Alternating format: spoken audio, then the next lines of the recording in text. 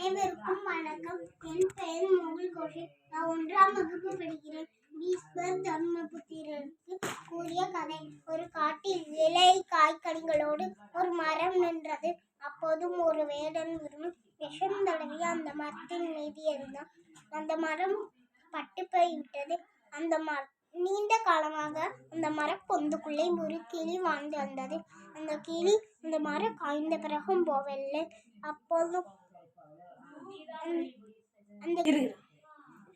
அந்த கிளி காய்கனி இல்லாம ரொம்ப துன்பப்பட்டது. அப்போதும் இந்திரன் வந்து இந்த மரம் பட்டு போய்விட்டதுல நீ போக வேண்டியதானே கேட்டாராம். அதுக்கப்புறம் அந்த கிளி சொல்லிச்சு, இவ்வளோ நாள்